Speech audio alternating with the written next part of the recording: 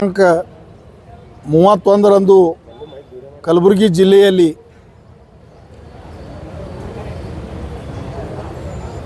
ಪ್ರಿಯಾಂಕ್ ಪ್ರಾಯೋಜಿತ ಏನು ಪ್ರತಿಭಟನೆ ನಡೀತು, ಆ ಪ್ರತಿಭಟನೆಗೆ ಪೂರ್ವಭಾವಿಯಾಗಿ ಅನೇಕ ಸಭೆಗಳನ್ನು ಮಾಡೋದ್ರ ಮುಖಾಂತರ, ಎಲ್ಲ ತಾಲೂಕಿಗೆ ಭೇಟಿ ಕೊಡೋದ್ರ ಮುಖಾಂತರ, ನಗರದಲ್ಲಿ ಸಭೆಗಳು ಮಾಡೋದ್ರ ಮುಖಾಂತರ ಸುಮಾರು 15ರಿಂದ 20 ಸಾವಿರ ಜನ ಸೇರಿಸ್ತೀವಿ, ದೊಡ್ಡ ಪ್ರತಿಭಟನೆ ಮಾಡ್ತೀವಿ ಅಂತ ಹೇಳಿದ್ರು. ಅದರ ಪ್ರತಿಭಟನೆಯಲ್ಲಿ ಕೇವಲ 1000ದಿಂದ 1500 ಜನ ಸೇರಿದರು. ಆ ಪ್ರತಿಭಟನೆಯಲ್ಲಿ ಅಸಂವಿಧಾನಿಕ ಪದಗಳು ಬಳಸ್ತಾರೆ ಬಿ ಜೆ ಪಿದವರು ಅಂತ ಹೇಳ್ತಾರೆ ಇವರು. ಆದ್ರೆ ಅಲ್ಲಿ ಮೆರವಣಿಗೆಯಲ್ಲಿ ಘೋಷಣೆ ಕೂಗ್ತಕ್ಕಂಥವ್ರು ಎಲ್ಲ ಅಸಂವಿಧಾನಿಕ ಪದಗಳೇ ಬಳಸ್ಯಾರ. ಛಲವಾದಿ ನಾರಾಯಣಸ್ವಾಮಿಯವರ ಏನು ಮುಖ ಇದೆ ಅದನ್ನು ನಾಯಿಗೆ ಅಂಟಿಸಿದ್ದಾರೆ ಪ್ಲೇ ಕಾರ್ಡಲ್ಲಿ. ಇದು ಸಂವಿಧಾನದ ಪರವಾಗ ಪ್ರಿಯಾಂಕ್ ಖರ್ಗೆ ಅವರು ಮಾತೆತ್ತಿದ್ರೆ ಬುದ್ಧ, ಬಸವ, ಅಂಬೇಡ್ಕರ್, ನಾನು ಅಂಬೇಡ್ಕರ್ ಸಾಕಿದ ಹುಲಿಗಳು ಅಂತ ಹೇಳ್ತಾರೆ.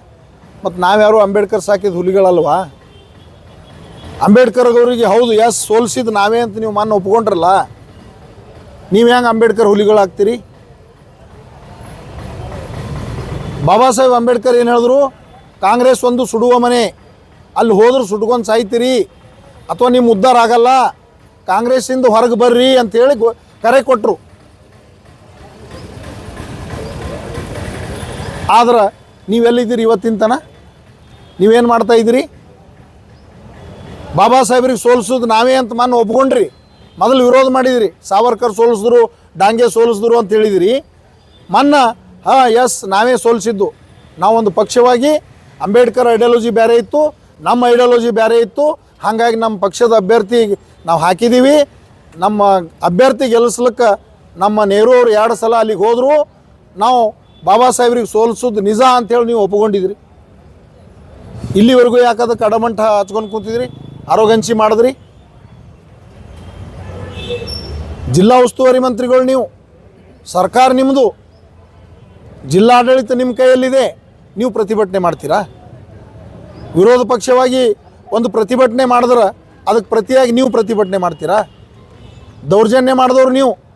ಛಲವಾದಿ ನಾರಾಯಣಸ್ವಾಮಿ ಅವ್ರ ಮೇಲೆ ಹಲ್ಲೆ ಮಾಡಿಸ್ಲಿಕ್ಕೆ ಸಂಚು ಮಾಡಿದವ್ರು ನೀವು, ಅವ್ರ ಮೇಲೆ ಮಸಿ ಏರಿಸಿದವ್ರು ನೀವು, ಅವ್ರ ಬೆಂಬಲಕ್ಕೆ ಹೋದಾಗ ನಮ್ಮ ಮೇಲೆ ಹಲ್ಲೆ ಮಾಡಿಸಿದವ್ರು ನೀವು, ನಮ್ಮ ಮೇಲೆ FIR ಮಾಡಿಸಿದವ್ರು ನೀವು. ನೀವೇ ಪ್ರತಿಭಟನೆ ಮಾಡ್ತೀರಿ?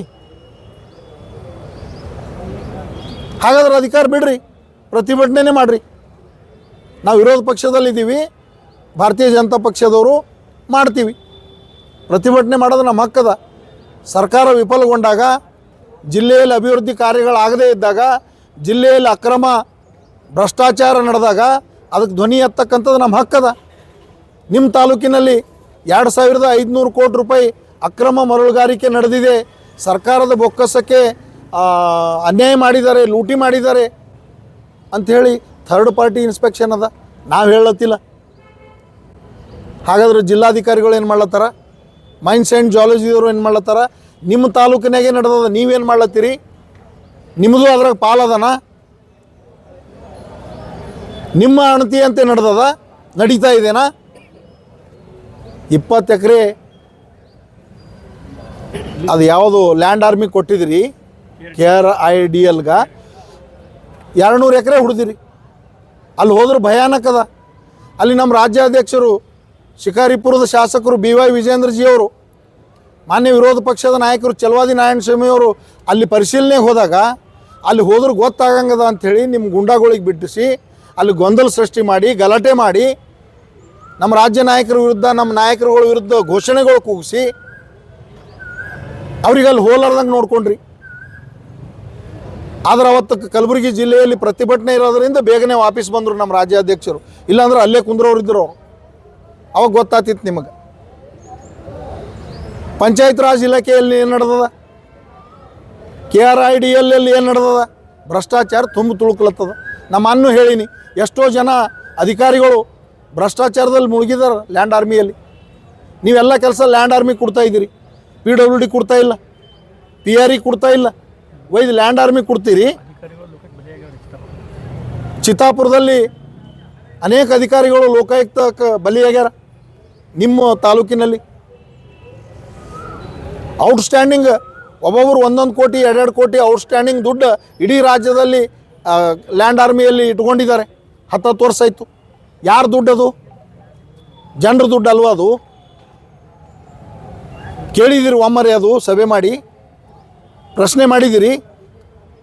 ತಪ್ಪಿತಸ್ಥರ ಮೇಲೆ ಕ್ರಮ ಕೈಗೊಂಡಿದ್ದೀರಿ? ಇಲ್ಲ. ಮಾತು ಎತ್ತಿದ್ರೆ ನಾವು ಹಂಗೆ ಮಾಡ್ತೀವಿ ಹಿಂಗೆ ಮಾಡ್ತೀವಿ. ಏನು ಮಾಡಿರಿ ನೀವು ಕಲಬುರಗಿ ಜಿಲ್ಲೆಯಲ್ಲಿ? ಯಾವುದಾದ್ರೂ ಅಭಿವೃದ್ಧಿ ಕಾರ್ಯ ತೋರಿಸ್ರಿ ನೀವು ಮಾಡೋದು. ಹಿಂದೆ 5 ವರ್ಷ ಇದ್ದಿದ್ರಿ, ಈಗ 2 ವರ್ಷ ಆಯ್ತು ಬಂದು. ಏನು ಮಾಡಿರಿ ಹೇಳ್ರಿ? ಏನೂ ಮಾಡಿಲ್ಲ.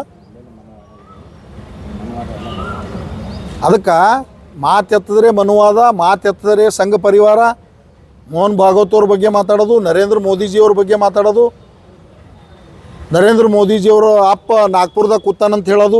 ಎಂದಾದರೂ ಕ್ಷಮೆ ಕೇಳಿದ್ದೀರಾ? ಕ್ಷಮೆ ಕೇಳೋಕ್ಕೂ ಧೈರ್ಯ ಬೇಕು.